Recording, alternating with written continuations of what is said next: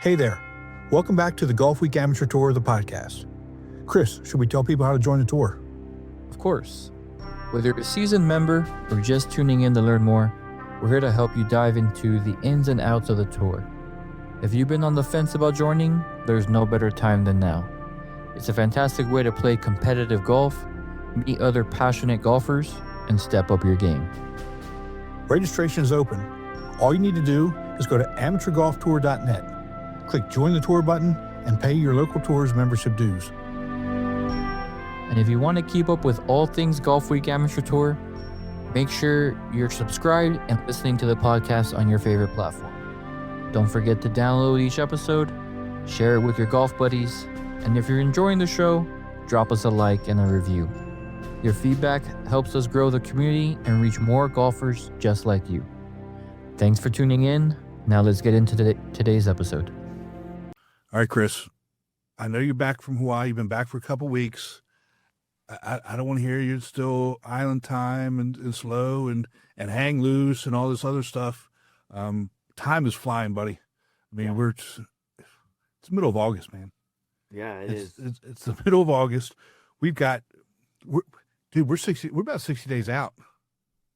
It's 62, 63 days. yeah. What are we going to do? It's I don't even know what to say. I mean, you blink and it's already almost the end of the season. I'm telling you, I say it every year, but as directors, as we're getting registrations in and getting tournaments ready, you start scrolling down the end of that list, and it's relieved because you went through another season, but it's still kind of sad because you don't want it to end. You want to keep playing and having events and seeing the guys and the ladies, and it's a bittersweet moment, I guess you could say. Yeah, but we still got time. Still got time. And just so everybody knows, this is your last month for Player of the Month. So if you haven't got somebody in, get them in. Now's the time. But we got a good episode this week. One of these days, though, Chris, I was like, we're going to have the worst episode ever. So just don't listen, or listen to see how bad it is. I think that ship sailed. Is it? To like the first 5 episodes, those are going to be tough to beat. Yeah, they are. I know. I know. But we got good stuff. We're going to talk with Gabe Gabe and his staff from the Arizona tour. They've done some really good things. We've got the lowest 2-day round in history of the tour we're going to talk about. And the end, we're going to get in and talk to Chris, see how his golf game is coming along now that he's back from Hawaii. Yep. So stick with us. Let's do it.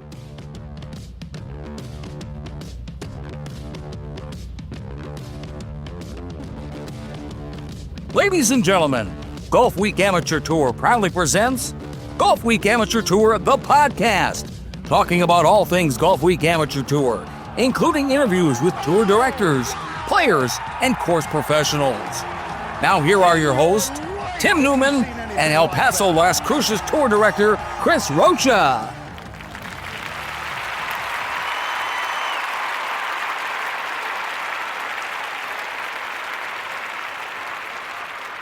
All right, Tim, I'm back. So you didn't have to be by yourself for at least an episode. Thank God. I don't like being alone. I saved you. I'm rested. It was a great time, great trip. I didn't get to surf. All right. What? Yeah, waves were a little big, but Oh, stop. for being a first time surfer, I didn't get to. But we're gonna go back, so I will do it then. All right. But it was a great time. Got to make some core memories with my boys, which was nice. It's just so peaceful, man. Like I've been to the East Coast beach, I've been Florida beach, I've been California beach, Seattle's area. But for something out there, you would think it's real. A lot of people, tourism, but it really isn't. There's so many beaches you can go to. You can find that one that's just, you and maybe 2 or 3 other families, and everyone's in their own little area, and you're not fighting for sand, I guess you could say. Right. Did you It's a good time. Did you go up to the North Shore and look at the monster waves? We actually went to North Shore and we stood and got attacked by the monster waves. Yeah. Yeah, it was This fun, one's man. huge. This one's huge. They were at least maybe waist high for me, and my youngest is probably a little bit higher than that, and he was having a blast. Of course, I was holding his hand like he was flying away, but I mean, he was having a blast, which is nice to see because he's a little scaredy cat at a time or two. So That's all right. He'll grow out of it. but no, they were pretty cool, and it was at sunset too, so they're apparently a little bit bigger when it gets close to sunset. So it was a good time. What course did you play when you were out there? Played Royal Hawaiian, Okay. which is like they say it's like the Jurassic Park course, All right. in the jungle. Yeah, that one ate my lunch. Lost 3 sleeves in the first 9 holes. That's It is what it is. And then played what is it called? I can't even think of it right now. Colina? Oh yeah, Colina. Yeah. There's Yeah. that one. I played that one too. The Ladybug. That's awesome. That was a fun course. I think I played that one in 2 hours because there was nobody in front of me. So you should take your time. Take your time with that one. I mean, I like that course. I tried to. I just played so good. Thought this was good. What can you do? Did you play 63 good? No, not 63 good. Not 63 good. That's all right. That's all right. Well, let's talk about Arizona tour. I mean, they've got a lot going on, bud. They do. They've got a lot going on. They got their regional coming up. But I mean, like you said earlier, we got Gabe on again. He's probably been the one that's been on the most. But he's the fundraiser that he does for the V Foundation, year after year is just impressive. And I love just picking his brain about it because, just the amount of money that they run or that they raise for a great foundation. Yeah. And something that's, kind of hitting home a little hard this year. Hitting real hard. Yeah. Yeah. It just seems like, you said it before, everyone's been touched by cancer one way or another. And just to see the commitment that these guys have. And everybody, don't get me wrong, every tour has a great commitment to the V Foundation. Everyone does their part, but to be close to 10 grand was this third year in a row, maybe? Yeah. I know for sure second year is just, it's remarkable. It really is. Well, let's just go ahead and bring him in and let's talk about it. Yeah, let's do it. Our next guest, he's actually pretty popular on the show, but he's bringing 2 of his fellow friends on us for the first time. But I'm excited to bring him on because he is year after year one of our top contributors to our foundation that we support every year. Yeah. And he's always recognized. His tours are always recognized. But he does a lot of big things, to help with that cause, and not only with the regional that he hosts. It's just awesome to see the work that they do. It really is, and the amount of money that they're raising, for the Jimmy V, and trying to get this cancer thing taken care of, and as well as anybody else how it's affected tour members, the tour family, and people going through it, man. And Gabe and the Arizona Tour is really leading the charge, and I'm so thankful for that. I am personally thankful for them and him leading the charge on that. For sure. I mean, let's just bring them in and let's talk about, where they're at so far this year, because I hear it's pretty high. Let's see. What's happening, guys? 1, 2, one more. Those pop-ups, right in front of my buttons, There we go. Gabe, Jordan, and Dan, welcome to the show. I'm sure you heard the introduction from Chris, but I can't tell you, personally how appreciative I am for what you all are doing and the work that you're doing in raising money for the Jimmy V Fund. As you know, the tour family has been hit hard by cancer, and we got to get this thing figured out. Absolutely. It's never hit closer to home, obviously, than this season. But having Dan and Jordan on board, really coming in beginning middle of last season, and then really jumping full bore with both feet this year. We're off to a great start. We had our annual Tin Cup Shootout, which is one of the big events where we do a lot of fundraising. But that's just the lead into the big one, which is a regional championship at the end of the year. So we're excited to talk with you guys about what we've done so far. Yeah, I think you probably would have made more at Tin Cup Shootout, but somebody bailed out on you. Here we go. Some sort of sickness or whatever. I think he was more worried about, where he was going to finish in the flight standings, but I don't know. Yeah, That's well, what I heard. not for nothing, but there's 5 flights in our events, as everybody knows, and the last 2 years, Arizona players at the Tin Cup Shootout, they've only won 10 of them. So, Here we go. Here we go. Sir, I almost won your Sedona event, not even trying, okay? So Tin Cup would have been a breeze. I've never played the Sedona events. is it golf or horseshoes? I'm Oh, my confused goodness about gracious. So Gabe, I just before you start, I do want to say, I'm the one that has to encourage you to come on because Chris says I'm done talking to these guys because they win the Ryder Cup, they're winning all these tournaments. Oh, wow. Wow.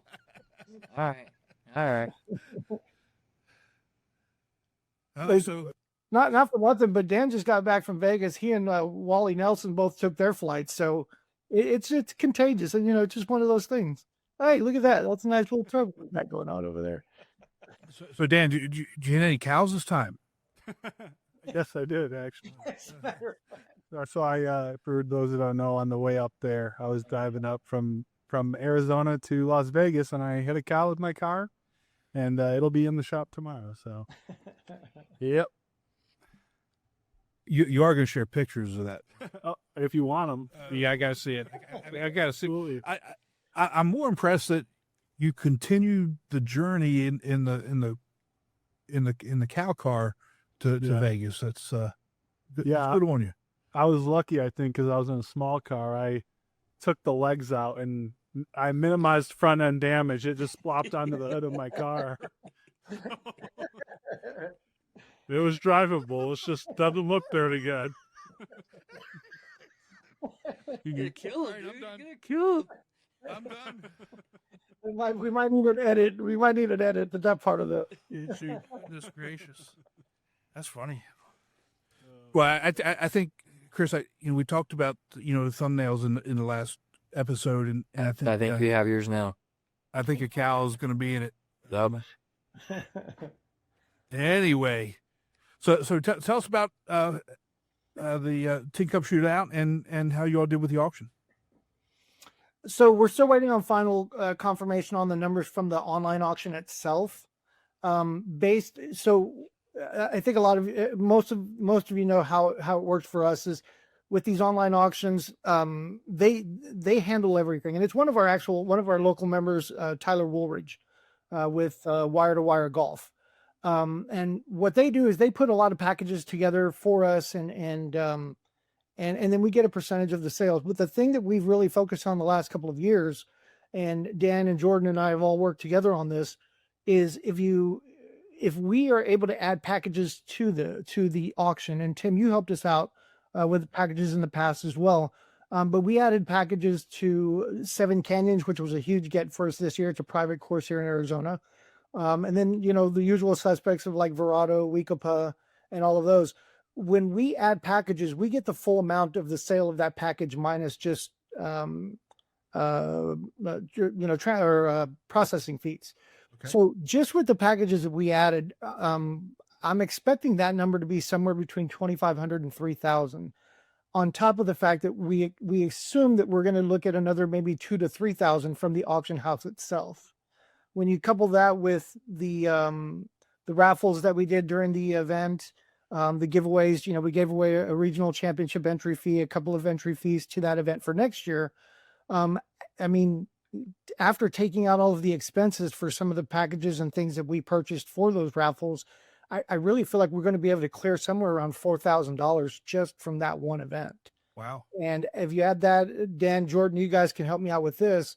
If you add that to what we've already got, you know, in the purse, I think we're pushing $7,000, 7,500 when all is said and done, and we still got, you know, a third of the season left to go. Yeah, absolutely. We've got a goal set this year for $10,000, and I think we're going to be pushing up close to that after this event. So, Wow. We've got really generous members on our tour, and obviously, you know, a lot of guys came in from the El Paso tour with Chris, and you know, we raised a lot. It was a good event. Yeah. I mean, I will say, you know, you all do the 50-50 every event. And last year I saw how successful it was. So we started doing it this year. And I'm not as ambitious as you guys are with 10 grand. So I started with 2,500, which is still a lot. And my tour already surpassed that. And we still got 4 events plus, you know, the regional that's at TPC. So things like that, once you kind of put where it's going to in the players' heads and the members' heads, it just shoots off like a rocket. And you know, now we're able to contribute to what you guys have been doing nonstop. Well, the other thing, Chris, and we haven't had a chance to talk with you about this, but we have a great partnership with the El Paso Tour, and not to go too deep into the history and the weeds and all of that stuff, but I think most of you guys know that I started the El Paso Tour back in 2012, I think it was. And then, you know, Chris and you know, they took it over, and it's just grown exponentially since I left. So they've done a fantastic job with keeping that going, but we built a great team from that experience. And so we do our Ryder Cup event. This event at Tin Cup is always a dual tour event. And then they have a lot of guys that come for the regional championship as well. So, Chris, we haven't had a chance to talk with you about this, but Jordan and I had the conversation. Dan, I think you were a part of that conversation, or maybe we had it at a separate point. But when all is said and done, before we go and, you know, after the regional championship, because I know you've got a good handful of guys that are planning to be at that event as well. For sure. We're going to take probably somewhere in the range of $500 to $750 of what we've raised so far this year, and we're going to add it to the El Paso Las Cruces Tours and your donation. I appreciate that. No, you guys are a great team for us, and we want to make sure that not just you, but your players understand that we appreciate all of the things that they do in helping us with the couple of events that we do, because they're a big part of the 2 big events that we hold most of our fundraising on. Hey, Gabe, that's awesome. And I'll let Chris talk here in a second. I know I do this to you all the time, Chris, but you know, what people need to understand is the only time you're going to be successful is if you have a team that's working together. And it's obvious from me being an outsider from you all, from that perspective, you all do work very well together, and you all have a really good thing going in El Paso and Arizona, and you really should be applauded for it. Go ahead, Chris. You can talk. You're from El Paso. You can talk now. I was just gonna say, you know, from Big Brother Tour to Little Brother Tour, we appreciate it. Where's the belt? Yeah, I was supposed to say I don't see that belt anywhere. Jordan's got it, and I have a feeling it's lingering around there somewhere. It's lingering. He's probably wearing it. I have it set right over my golf club, so that way I always remember. Wow. Yeah. So, Gabe, we do talk to you guys a lot, and this is the first time we've had Jordan and Dan on, so I kind of want to hear from them a little bit on this as well. Absolutely. You know, the courses that you all play out there, for anybody that doesn't know, you guys are always on good courses to begin with. And, you know, there's being in Arizona, in the Scottsdale, Phoenix area, and Tucson area, there's a good course every other block, right? Yeah. And so when you go out there, you know you're going to play on good courses, but you've got, I mean, here we go again, Chris. Some of my favorites. Oh yeah. That you're on all the time. You spoke about Weekapaw, Southern Dunes. I love Southern Dunes. I love Weekapaw. You know, let's go right on down the list. What are some of y'all's personal favorites that you play? And if you could tell somebody to come out to Arizona, and not the regional, but come out to Arizona and play one course, which would it be? 7 Canyons. That's tough. I know it's tough. Yeah, I would have to say my favorite year after year that's been top of my list has always been Oak Creek Country Club up in Sedona. That's probably been, it's a destination course, and it's always in absolute fantastic shape. You get actual rough out there versus a lot of the desert courses we get, but it's different scenery. The weather's always fantastic, and the course is always in great shape, and it's one of my favorites every year. And when do you all generally play that one? What time of year do you play that one? Looking at your schedule. Usually around this time, sometimes May, June, somewhere in there. Yeah. So this year was added to the specialty of that event because we were able to lock in 7 Canyons, and the timing of it worked out perfectly that we were able to combine 7 Canyons and Oak Creek Country Club into a 2-day major championship. Okay. Yeah. Oh, Chris, that's the one you went out to a few weeks ago. Yeah. 7 Canyons. Awesome. Beautiful course. Awesome. Reminds me of Painmakers out here in Ruidoso.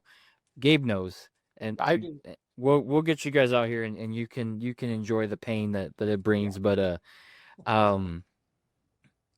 Oak Creek? Oak Creek. Yeah. I don't want to remember that course. That rough. Couldn't figure it out. And then go into a playoff and get in the rough and can't even get out of the rough is just it's depressing. So I don't want to talk about that one. Adds to the character. So Dan, how about you, bud? Yeah, for me, I think most of the people on our tour probably would say that two-back is like it's the tournament to go to if it's not one like, TPC Scottsdale, for me at least, because it's a small little 2-exit town off the highway down near the border, and we take over the town it's a resort, right? So we take over the resort for the weekend, and the course is great to work with. They give us free run of the place essentially. So everyone stays at the resort. There's not really anywhere else to go down there. So everyone kind of hangs out, there's people bring their families and everything like that. So it turns into a vacation for everyone and their families. And it's great to hang out with everyone out, not just during the round, but going out to dinner and hanging out at night and things like that. So definitely my favorite tournament every year. That's awesome. But Chris, do you want to tell him? It's not Tupac, it's Tupac. Back, actually.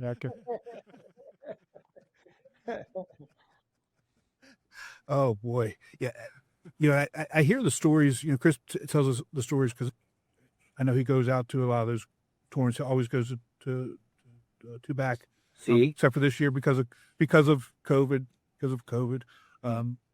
But he raved about the 2-day he went to before that, and he said he would go back to that again. So you guys, it's okay to travel, and I know Arizona may seem out there a little ways, but it's easy getting in and out of whether either Tucson or Aegis.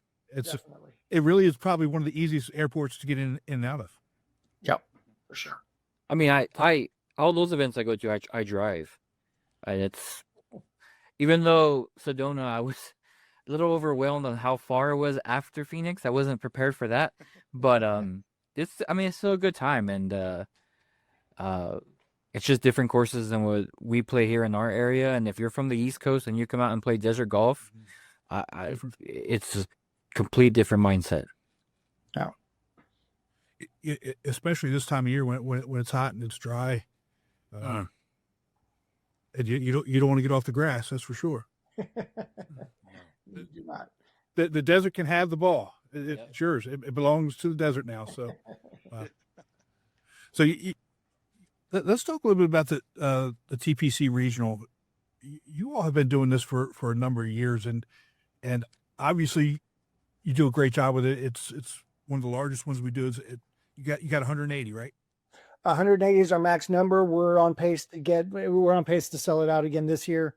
I think it's a bragging right for us, but I think if we can get over the 160 mark, if I'm not mistaken, that would make it the largest or the highest attended regional for, I believe it would be the 7th or 8th year in a row. So we're pretty excited about that. Just so you know, we had 200 at Whistling Straits. Yeah. Oh, well, I guess that was that. Yeah, but that was 7 or 8 years ago. Yeah. That was That was 21. That was 21. 20 was canceled. 21 was first year we were back. You can. I think that year you had 240 at TPC. Yeah, we're at T40 for 3 years in a row. So that was cheer. Well, and see, at Straits, that was a tea time event too. So we actually the first day, yeah, we the first day we did 2 waves of shotgun at one course and then 2 waves of double tees at Straits. And we went and then you ran out of daylight. 6:30, 9 o'clock. Mm-hmm. Then you ran out of daylight and rushed the leaders because they were going to run out of daylight, and someone took second place. We won't say who, but he's on this show. See, So no, but as far as the regional is concerned, it's again off to a great start. Again, TPC Scottsdale and Andrew Yoder and that crew out there, they take great care of us. That's for us, that's the signature event, and that's the one. We do a Friday check-in party at a really cool place called Putting World. It's an indoor putting facility out there, so they take care of us. TPC takes care of us, and if you ever get a chance to come out here, that's the event you want to definitely come to for sure. but the roster of players coming from all over the place is huge. I don't know, Gabe, I'm sure you've seen it, but for those that have not, players are coming from literally all over the place to that, and they always do. Yeah, last year I think it was 37 or 38 tours that were represented at the event. Yeah, that's awesome. Yeah, And they got the new sports book too. yeah, they just opened a sports book right across the street from the Champions Course, so a little bit of extra to do this year. Way to go, Chris. I'll be there on Saturdays. College football's that Saturday, so I'll be there. Right, college football always kicks off that weekend. So We don't have any gamblers there on Golfweek Tour. Though. no, never. No, Mr. Vegas. I had no idea what you're talking about. No idea at all. So Jordan and Dan, you guys are in the same flight. Jordan, you got some work to do, bud. Yeah. I've been it's been a busy year. Haven't gone out to practice as much as I'd like to, but I last year was probably played some of the best golf of my life. After investing in a lot of lessons and improved my game. And after I just, one of my most memorable rounds at Verado, or one of our 2-day majors last year, is going 79, 76 in the C flight and just lining it up. Moving up to B flight, I think there's a bit of a mental hill I need to climb over to get back into that kind of game, but I definitely need to get out and practice more too. Just play your game, because it's it is what it is. rough. Don't worry about what anybody else is doing. We talked a little bit ago. Chris and I did. Let's just say you're 14. The way you get to your 14 is different than how somebody gets to their 14. 14 is a 14 is a 14. Just play the way you play, and let everything else fall where it falls. For sure. And I think that's probably, from a tour director's perspective, seeing these things over and over and over again every year, that's probably the best advice I can give somebody. Don't worry about it. Don't worry about the length. Don't worry about anything else. Just whatever your strength of your game is, just play to that. Yeah, absolutely. And that's something I definitely need to keep in mind and just keep working towards. And I know I have that game in me. So don't worry, Dan, I'll be catching back up to you. That's awesome. Well, guys, thank you so much again for all that you do for the tour. I can't thank you enough. I mean, personally, especially everything that's been going on this year. You all know who's touched, and we got to get this thing figured out. Absolutely. And Tim, if I could, for both Dan and Jordan, Chris, you understand this as well. The new things, the smaller things that they've filled in the gaps in that I'm not very good at, online stuff and just a back and forth with membership and things like that. It's something that you mentioned earlier, and Chris, we've talked about it, but the team that we've got out here, not just with the El Paso tour, but with the Arizona tour and you know, the West Coast groups in general, we understand that we're a little bit further apart from everybody, you know, from each other than most. And so the camaraderie that's being built out here is a really great thing. And we want to see it continue to grow. And so we invite anybody that's willing to come out and share ideas with us, come out and join our events and see how we do things a little bit different, maybe. But Chris and I talk about this all the time. The best ideas are the ones that are taken from other directors and just added on to. And that's what we do a lot around here. And so for those directors that see this and their membership that see this, that shared the online auction that we were doing, you know, encourage players to travel to our regional championships and things like that, it's much appreciated. And we hope to see as many of those guys out here as we can come Labor Day weekend. Second it. But you know, Gabe, I will say this, you know, part of the reason why you get so many guys out there is because of the hospitality that you all provide. Right. Yeah. Yes. TPC Scottsdale is a great course. Sure. I mean, but how many great courses are we on? We're on a lot across the country. Right. But, you know, they come out there because of the hospitality, because of the way you run a tournament, because of they know the quality event that you're going to provide to them. And that I don't think is talked about enough. You know, we joke about the numbers and this, that, and the other thing, but there's a reason why those numbers are those numbers. Right. It's Great. I appreciate that. So anyway, Chris, you got any last words? Just beware. I'm coming for you both. We're looking forward to having you out here again, my friend. Glad you're feeling better. And again, with all of I can't say it enough, and I'll say it over and over again. For anybody that helped out with that online auction, we really appreciate it. The fundraising is the big thing that we do. We've got a couple of members whose family members are dealing with it, dealing with cancer right now. It's nonstop, so that, you know, the fight continues, you know, every day. Yep. And you know, we're not going to stop. We're just going to keep doing what we're doing and try to come up with ways to do it bigger and better each year. So keep up the good work, guys. We'll talk to you soon. Let's take a break from the show to hear about Strixon's ZX Mark II irons.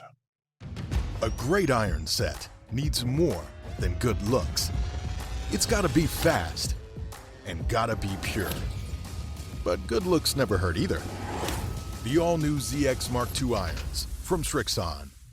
Tim, it's always great to have Gabe on, and you know, he was really excited when we asked him and to get his assistants on there as well, because they've been doing a lot of good work over there, helping them out, especially with these fundraisers that they're doing. Yeah, he just continues to impress year after year, and you know, just trying to catch up to him is difficult as it is. But I mean, they just always have great ideas, and I just think it's cool to see how much they raise, how generous that tour is.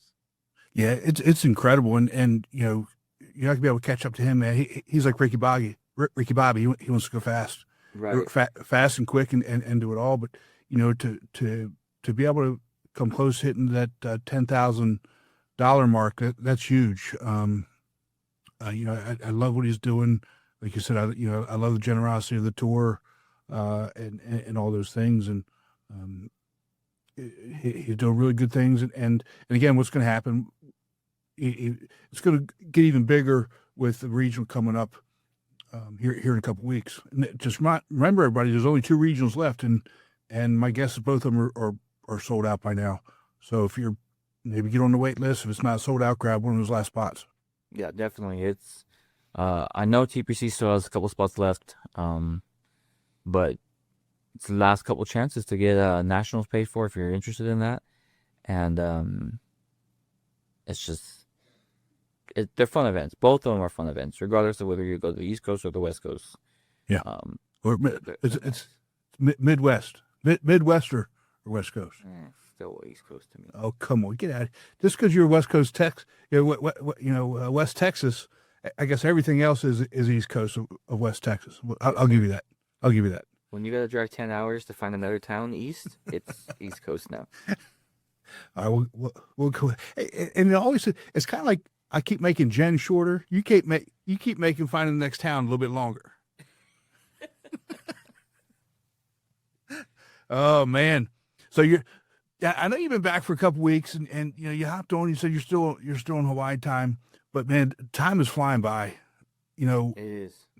Over the last couple of episodes, we've had some guests on with some really low scores, right?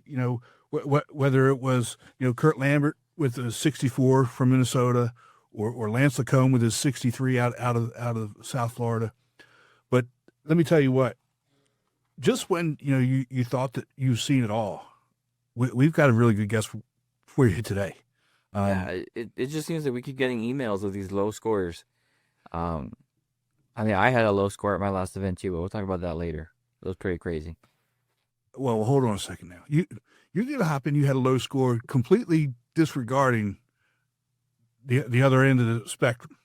You and I are going to talk. We're going to have a conversation. I'm confused on what that means. Well, when we got the email for this gentleman, I was surprised, and we'll talk about it. But apparently, this is the lowest 2-day score in the history of the tour. And you would think at 30 years and 25 years with the senior tour, obviously there's always going to be a lowest 2-day score ever, but this is really low. Yeah. So let's go ahead and welcome in Rod Baronet and Trey Coker from the senior Louisiana tours. Well, Rod, thanks for joining us, bud. Well, Maybe we'll get Trey in here. So tell us about your tournament at Oak Wing. You went 68-63. When Dennis sent me that email, I was shocked. So tell us about the rounds. The 68, that's my home course. Oak Wing is my home course. I was pretty comfortable to begin with, but the 68 was a really good ball striking day, and the greens were a little slow, and I could not get the putt, couldn't get a putt to the hole all day long. So Sunday when I came out, my whole mindset goal was just try to get everything to the hole, all of it. And I hit it really good, and I apparently got 9 of them to the hole. So it was, I had a couple 2-putt birdies, but I made 6 or 7 good putts, really good putts. You said like 2-putt birdies. Yeah. Chris, that's not a term you hear very often. No.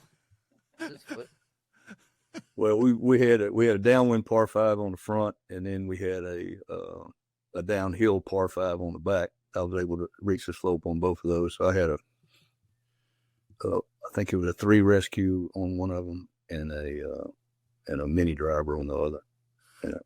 Range. Yeah. So on the first day with the 68, any bogeys in that, or are we talking 2 rounds of bogey-free 60s? I'm not positive, but I think I made 1 bogey on Saturday. Okay. Wow. It seemed like I had. I think I'd have made a note of that if I played bogey free for the whole weekend. But I think I'm pretty sure I made 1. I made 5 birdies and the 1 bogey. That's still amazing, and and I bring this up, Rod, just for effect here. As golfers, it doesn't really matter what we score. Let's just say, Chris shot a really low score for him the other day at 79. A little bit later, he's going to tell me it was a 79, but it could have been a 73. And a couple of weeks ago, we had Kurt Lambert on, who shot from the Minneapolis tour. He shot a bogey-free 64, and he legitimately said it could have been a 61.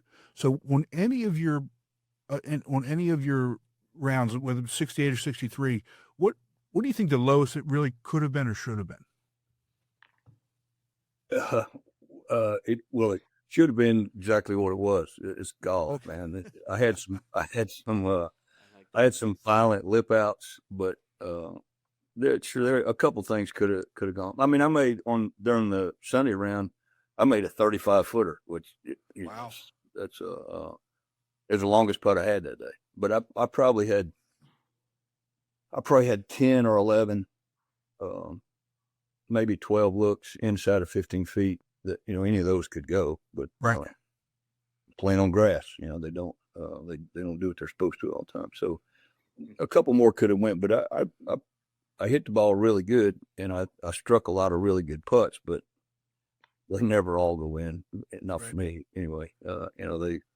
I could have made 3 or 4 more, but I could have missed 3 or 4 more. So it was. Chris, that's 68. On the 68, I had at least 5 that I know of dead in the mouth, 3 inches short. I mean, and I'm a pretty firm putter by trade, and that's hard for me to take. Leaving one short is just, I'd rather be in bed with a high fever than what he puts short. It's just painful for me, and that kind of set up Sunday, so I guess it worked out. Well, Chris, I'll leave it. I'd rather be in bed with a fever at that, but Brian, I'm going to steal that from you if you don't mind. I love that line. Sure. But Chris, it's also telling that his longest putt was 35 feet. I mean, could you imagine that? Could you imagine playing 2 rounds with your longest putt being 35 feet? Yeah, that I only have that at like putts or pop strokes, things like that. Everything else is longer than that.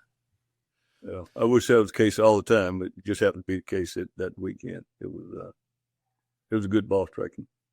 So Rod, what's your lowest round ever? 61.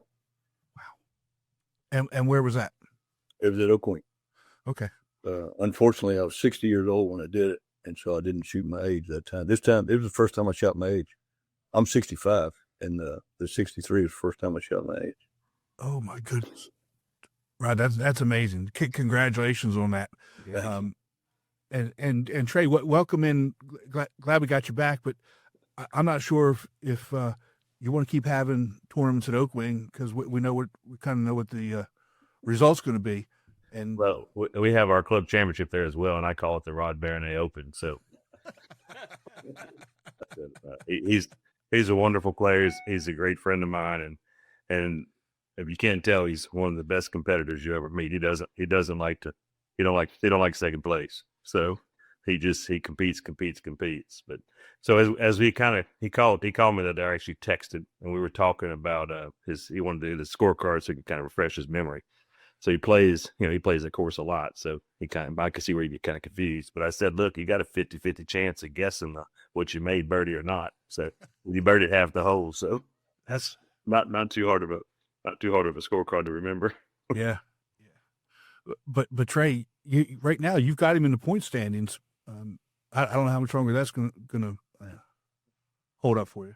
He don't play enough. He needs to play more often. Yeah, but all he has to do is win, right? I mean, that's right. That's the other thing.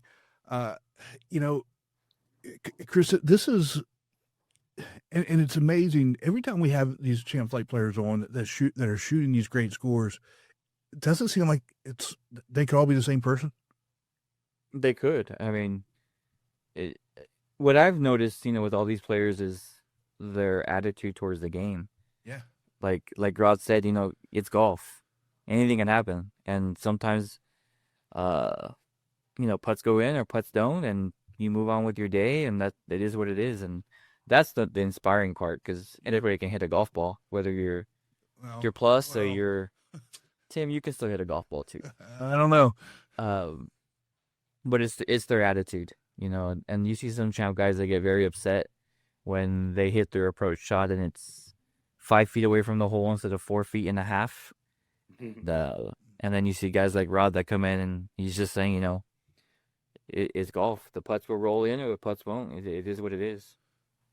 Yeah, and I kind of wonder sometimes if that's a trait of somebody that's really going to be good at golf, right? I mean, and I liken it back to a lot of the mid to high handicappers that we talk to all the time.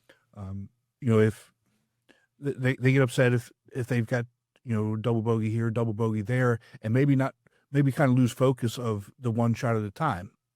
Right.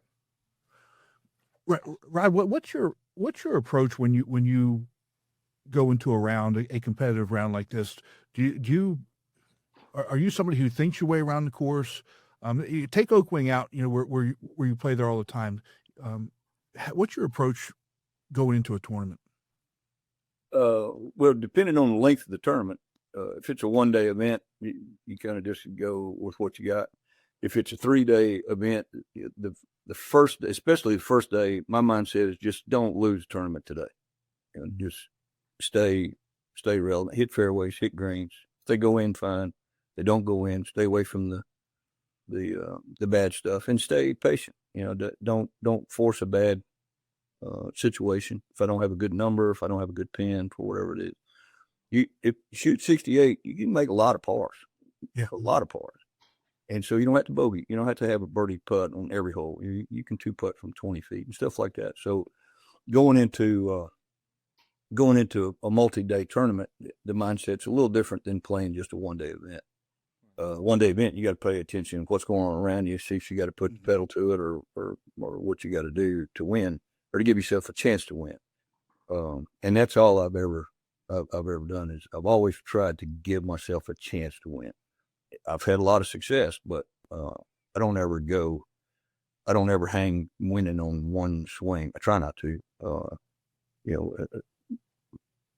aside from a playoff situation. It's very calculated. It's always been. Yeah. And Chris, as I look at Rod's scores again, just kind of like we talked about with Lance a couple of weeks ago, the variation, right, of scores, the spread of scores. He's got one round of 80 and pretty much everything else is 60s to 75. So you're talking about it. It's very, very consistent. A bad round is 77, a bad round is 78. And I put that in air fingers quotes, bad round. When your dispersion of scores like that, it's really telling about the mindset and the skill of the player. Yeah, it definitely is. An 80 for me is a good round. So, well, everything's relative. If it's really cold, it's a good round for Rod. Just so you know, it'd have to be really cold though. Yeah, I don't like cold. Trey and I played a lot of tournaments together, and I was like, man, as long as it's not cold, I'm in. And we went. I remember you. I think you and me are going to be good friends now. I'm not saying. Him knows. Well, Trey and I went to a tournament. I think that Austin, it was a 4-ball. We played the practice round in shorts and short sleeves. And by the third round, I had all my clothes on that I brought. I had on some of Trey's clothes. It was so ridiculously cold, I couldn't even take it back, and it was miserable for me. And we played in college. We both played in college, and I don't know if you guys played in college or not, but you played in some really lousy weather, bad weather. And I got a gut full of it. I just don't like it anymore. I don't want to play in cold. I don't really play in wintertime. I play from early March to about September or October when it starts getting really nice. No one's at the golf course. Golf course in great shape. If it's cold, I ain't going. I'll go fishing or find something else to do. Yeah, right. I don't play very much anymore, but when I was playing a lot, I was the same way. If it's cold, I'm not going. If it's raining, I'm not going. Because I played enough. I didn't have to subject myself to bad weather. Just because to me it's not miserable. It's not fun. It is. It's beyond miserable for me to be cold. There's too many good days to go play that balance. Especially where you guys are. Yeah. Although right now I'm sure it's pretty hot and steamy down there. We actually had 3 days of really nice weather. The last 3 days we had a north wind, which is unusual for us in the summertime. But it was in the low 90s, and the humidity was really low. It was nice. Nice. Yeah. So Rod, what's your favorite course? All time? Can't say Oakwing. Probably Shoal Creek in Alabama. Where is that? Is that It's in Birmingham, I believe. yeah. It's a old style golf courses, no carts. Everybody has caddies. Old style golf course. It's and I hadn't played it in 20 years, but that's probably my fondest memory of playing a golf course. Shoal Creek. And Trey, so you going through your points race, you've got a bunch of really good champ players. What's it like on a week in, week out basis in champ flight? Come as far as competition. Yeah. Yeah, we have on the rod. We have Wendell Aikens and then K.D. Bear, who all can win at any time, and they all play very, very well. As far as the points race, yeah, sometimes. As far as the points race, I'm at every tournament, so it's kind of hard, for them guys that just kind of spot play to catch me has been the issue. I kind of wish they could kind of change it maybe to where they'd put a little bit more emphasis on the wins and not so much on the just playing. And I understand both sides. If you're trying to get the guys to keep playing, get more points that way. But for me, I don't think I've won this year, and I'm at the top of the list, and these guys are shooting these scores, and I don't feel that I'm worthy to be up there. Yeah, but we have good points raised all through the A flight, the B flight, the C flight, and the D flight. I don't know if y'all noticed, but I got 20 some odd D fighters playing this weekend at our tournament at Beaver Creek. So it's that flight's been growing tremendously on our tour. So yeah, been good. Well, I'm glad you said D flight. I'm looking at that now. You got Clarence Whittington and Hugh. Is it Desormeaux? Mm-hmm. Both of them with a good round will be bumped up to C flight. Right. And it's I look at that as a good thing. Absolutely. You're getting better. You A flight with Ronnie. I mean, he's always a good player. I mean, and Tim Rusk is there, always a good player. Keith's always a good player. Right. You've got some really big names that are recognizable across the country, and it's from at least from my perspective that's always good for a local tour to have those names because it grows your tour.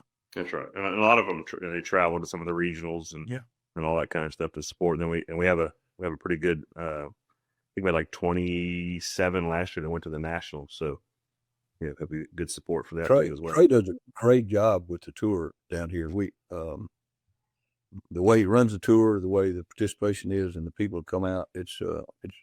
I wish I could play more of them. My schedule and just the way it works out, I don't get to play as many as I want to. But Trey does a fantastic job with the pace of the play, the tour, the setups, the courses he picks. It's really nice.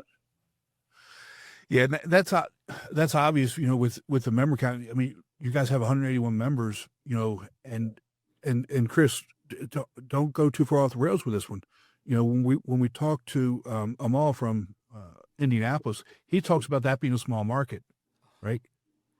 But Louisiana, with 181 members, I would consider that more of a small market than Indianapolis.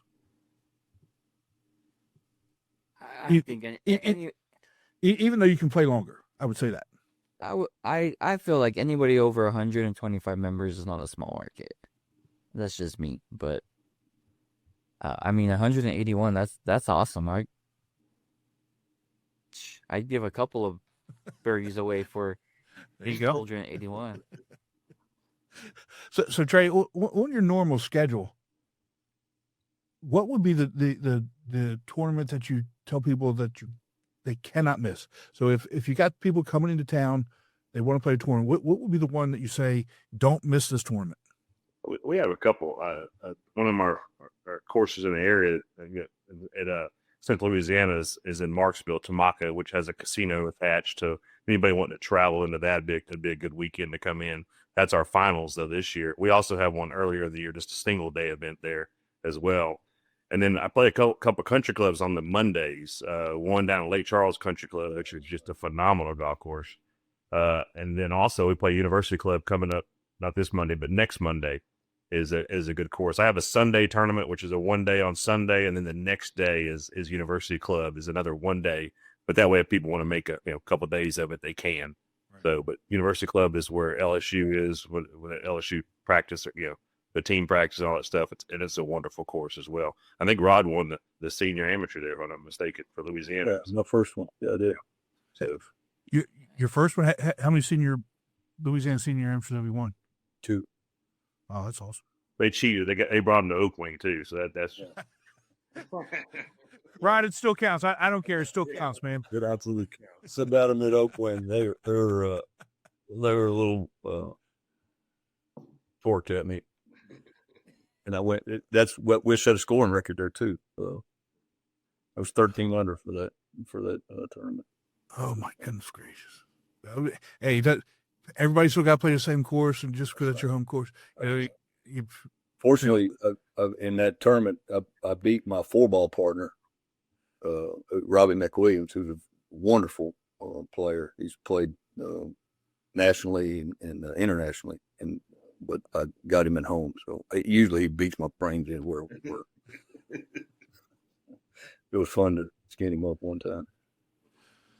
Well, guys, thank you so much for joining us today. I really do appreciate it. And Rod, congratulations on the two rounds and the lowest score in for a 2-day tournament that we ever had. I mean, Thank you amazing. very much. Appreciate you having me. And Trey, take care, and we'll see you here in a couple months. All right. Appreciate y'all. Thank you. All right, guys. Thank you, Rob. Thanks. Let's take a break from the show to hear about Srixon's ZX Mark II drivers.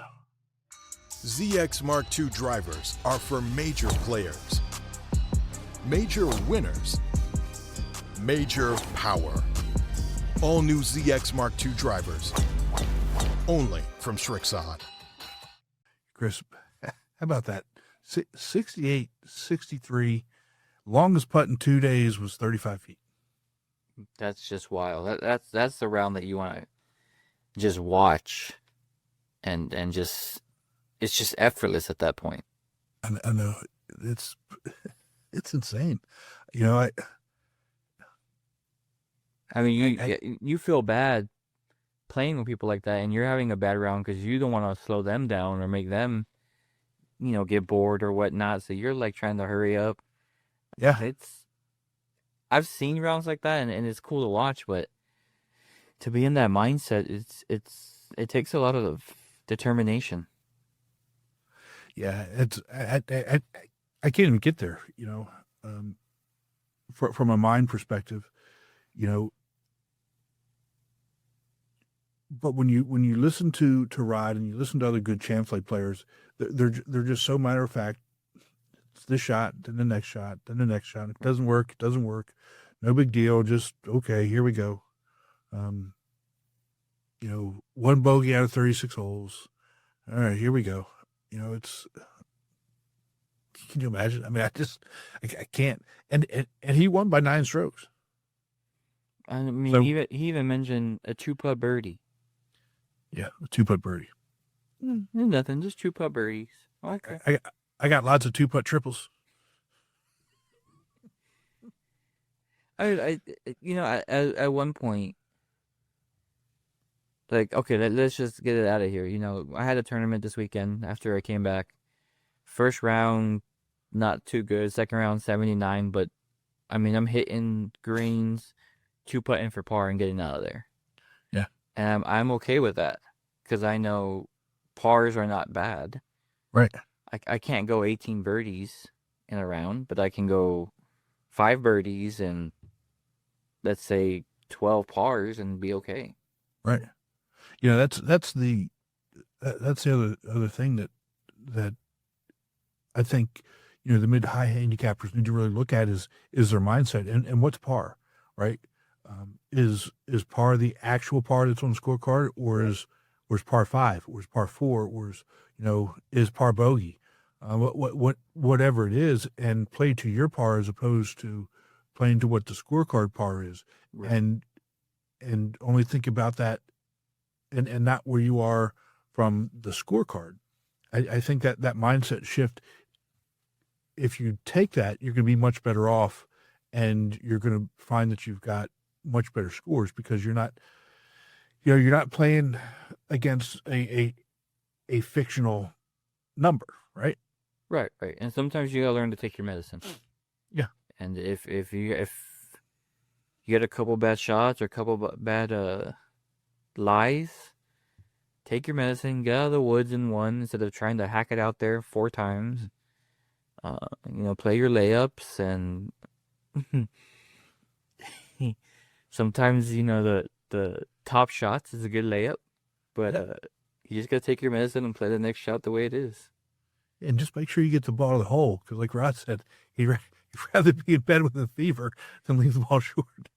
Yes, exactly. Hey, that was funny. That was funny. So let's get back and talk about you a little bit.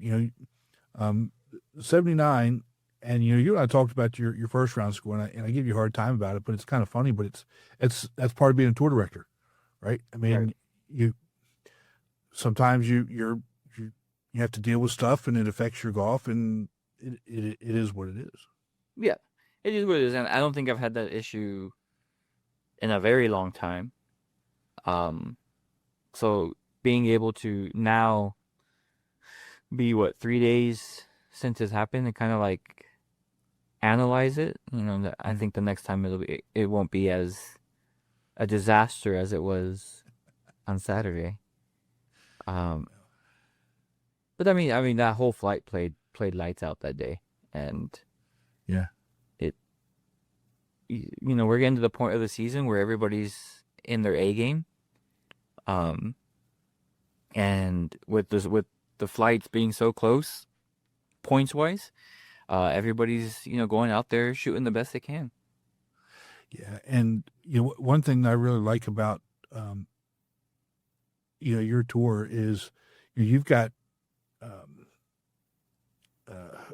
players that are posting stuff on social media, and it's. I like it when they post their scores and they post their scorecard and they talk about it. Like Jordan Morrow, I bring him up because he's always posting stuff Right. about it, and so Jordan shot 84.79, 2 really good B flight scores. He finished, I think he finished fourth. And not that he was happy finishing fourth, but posting, it was great 2 days, loved it. Right. And so they're.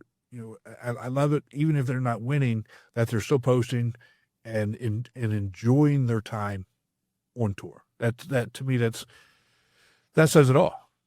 Oh yeah, and Jordan played with me on the first day, and he saw the train wreck of what happened, and being able to laugh about it after the round, and the next day he was laughing about it. It's always good to see these guys, and I mean you've been down this road. When you time events, it's hard to keep everybody around afterwards. Mm-hmm. Especially like the champ guys, because they don't want to wait 2 hours. Right. 3 hours at most. But we had a lot of guys stay and wait, and that was pretty cool, because they're just hanging out, and you look at tables, and there's some champ flight guys, some A flight guys, some C flight guys just hanging out, having a good time. The wives out there just hanging out. It was a nice time, and I can't wait to see what we bring moving forward, because we got the Ryder Cup here in El Paso this year, and we need to bring all the big guns. Well, before we get to the Ryder Cup, let's talk about your champ flight player. First off, I already brought up Ricky Bobby once, but I mean, Marshall Daniel, he's got 2 first names. Right. I'm not sure whether you call him Daniel or you call him Marshall, whatever. It's funny you say that, because when I have to announce his name every time, I have to slow down and think about it and find out where that comma is, because I think the first time I called him Daniel Marshall, and then he looked at me, I went, sorry, Marshall Daniel. So yes, man, this kid came out of nowhere. He's solid golfer. He's a minus 4.5, and he's a new member. But yeah, 66 at a UNM championship course, which is a course that hosts a U.S. Open qualifier every year. Okay. I mean, this guy's a stick. He played. I got to talk to him a little bit. He played golf at West Point. Oh wow. Okay. And he's in the military right now, stationed in El Paso. So, we may be seeing him at Nationals. I really talked to him and his dad about it, and we may be seeing if he can get the time off. That'd be awesome. 66, 68.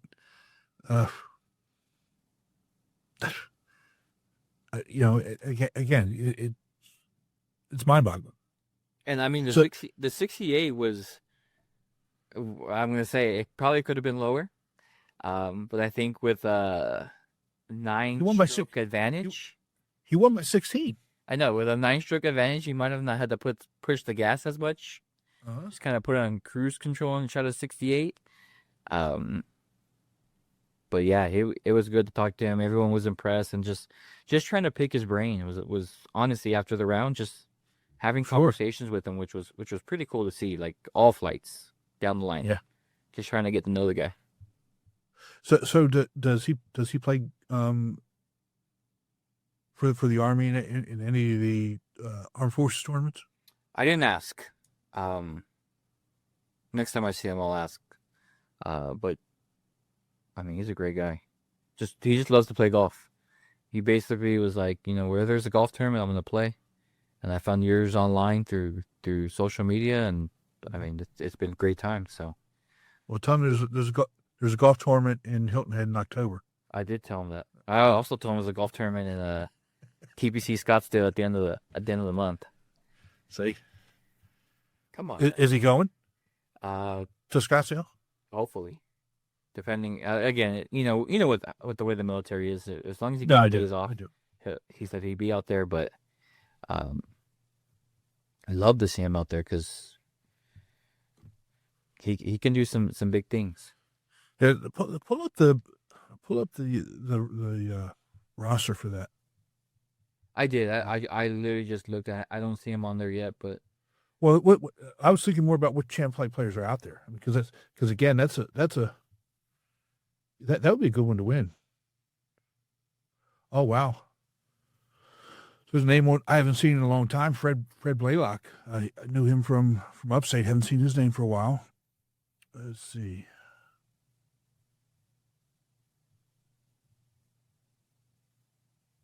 Randy Merrill from Vegas. Not recognizing most of these names, but that's all right. There's a couple of them down there in the bottom too. Wallace Nelson from Arizona. He's a solid golfer too. Okay. Solid. He just come to a couple of my events, and I mean, he's just, like we said, he's just hit it down the fairway. Second shot. 1-putt birdie, 2-putt par. Get out of there. Next hole. That's all you got to do, man. That's all you got to do. As I'm looking at this, it kind of reminds me, we talk to people all the time, and I got a couple messages. You know who we haven't heard from much? We haven't heard from Mick. We haven't. Haven't heard from Mick and the Columbus boys. I wonder what's going on. I wonder if they're mad at us. Either that or he just keeps waving the flag and doesn't want to talk about it. He doesn't want to talk about it. Yeah. Tell you what, I'm going to reach out to him, and I think our next episode, I think we've already got who we need to have on, but maybe we can see if we can get him on, find out what's been going on this year and what's going on up in Columbus. Yeah, we need an update, because I think that was a cool story last year. And I mean, if my courses around town sold flags, I probably have started that, but not everybody sells flags around my area. We're not big name courses. Maybe what you could do as a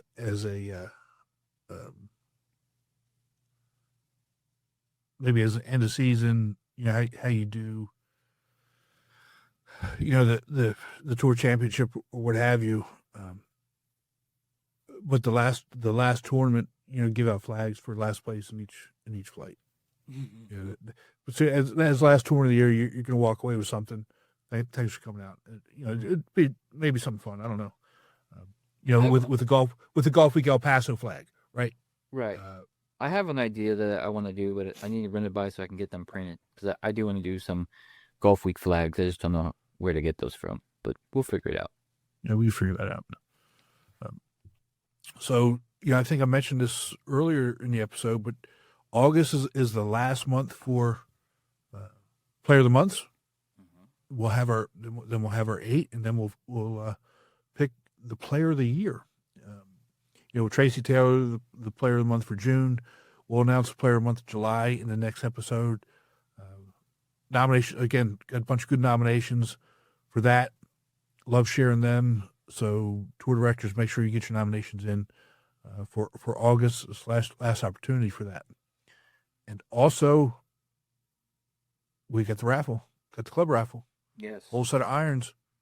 They're literally sitting right behind me, still in a box. Chris, I haven't opened them. They don't have dirt on them. They're brand new irons. I promise you, when you get them, whoever wins them will get them. And I'm not going to promise they'll be brand new, but as of now, they're still brand new in the box. Yeah, man, it's $10 to win a new set right before nationals too. Yeah, give you about a month and a half to get used to them, try them out, and take them out to nationals. Oh, I meant to tell you, I don't know if we talked about this in the last episode or not, but when I went out to the Blacksburg Regional with the Fujikara guys out there, let me tell you what, man, the technology in those shafts is phenomenal, and those guys were fitting guys with shafts in under 5 swings. Really, that's how good the technology is, and so we talk a lot about Strixon and the irons. But with these Fujikara, those are really good. But on a different note, the Fujikara shafts, phenomenal, and getting fit by really good fitters. That's the other thing. We talked about this a lot last year about being fitted. If you find a good fitter, you should always get fit. But these shafts are phenomenal. Well, I want to check them out. Should. I'm in the market for a new driver. Well, just snap it over your leg, and it got close on Saturday. They got rid of it. I don't know what happened. No, the time that I've done that would have been coming back from Hawaii. Yeah. Dang it! They dropped my bag, my travel bag. But my whole bag is gone. My whole bag. You'll get caught doing that. I don't know that for. You've met Diana. Experience. She's smarter than that. She is. But I tell you, I don't know if I told this story before or not, but when I was traveling a lot and playing a lot, I actually had 2 full sets, two full of the exact same sets, one that I used to travel with and one that I was normally playing with, and that came because I was traveling, and the airline lost my bag. Or I thought they lost my bag, and I almost ended up in jail. Chris, I was hot. You can imagine, I was hot. And the airport policeman came over on a Segway, and I was hot. And Jen's pulling me away, and we leave, and over on a different carousel, there was one bag going around on a different carousel, right? It was my clubs. And so that made me even more mad. I said, you know what? Because that's not even our flight. So somebody could, you know what? Oh, wow, here's a bag of clubs. And Jen's dragging me out. I was hot. And that's the next day I purchased a complete set. The only thing that was different was the putter, because I don't know if you ever see my putter. My putter is custom made, and I couldn't get that done. But yeah, everything else. Wow. What was the airline going to do? Like $150 voucher. Oh, shit. Exactly. Man, I was hot. We'll find it. Here's a $150 voucher. We'll find it. What? You should have still taken the voucher and then walk out with your clothes. No, I think they were also going to give me a restraining order. Well, I mean, nowadays, like, I have an air tag in my golf bag. Yeah. And an air tag in the suitcase that the golf bag goes in case somebody takes the golf bag out. Okay. And now with Southwest, they scan every bag that goes in. So on the app, you can see if it's been scanned on the plane or not. Oh, really? I am sitting in the plane monitoring both the air tags and the app till I see where it says scanned on plane or loaded on plane, and then, all right, now I can relax. Well, I don't know what my issue is. I can't figure out the air tag. I mean, you and I talked about it. I can't figure it out. No, it's not for everybody, I guess. I guess not. I guess you got to be, I don't know. Well, get your money in for the raffle. Venmo me at Tim NATC. Let's get these clubs raffled off and so you can bring them out to national championship. Yes, sir. Anything going on next couple weeks? No. Just trucking through, trying to, there's a bunch of city championships that are happening. So I kind of try to avoid that weekend because a lot of guys like to play other things. I hate to have a low turnout to one of our ending events. So yeah, nothing crazy. Just trying to finalize everything else. Get Ryder Cup ready. Kids back in school. Get life back together again. Good luck with that. Yeah, you're telling me. All right, bud. Well, it's good seeing you again, and we'll catch up again here real soon. Everybody, take care, be safe, and Likewise. start registering for tournaments, man. Only got a It's few running left. out. If you're waiting now, you're gonna blink and it's gonna be the end of the season. It's gonna be over. So just register for the events, and then wait for that email saying, "Hey, I need payment," and then you can decide then. No, just pay. Register and pay today for everything. That way, just lock it in. Lock it in. Get it over with. The quicker you lock it in, the less excuses you'll make for not going. Unless it's cold. Let's put it this way: if it's cold somewhere now and you're playing, even if you're in Minneapolis or north, upper northwest, whatever, you don't have to live there. Move. Yeah. We don't. All right, my friend. Best of family. Take care. We'll talk to you soon. Likewise. Be safe. See ya.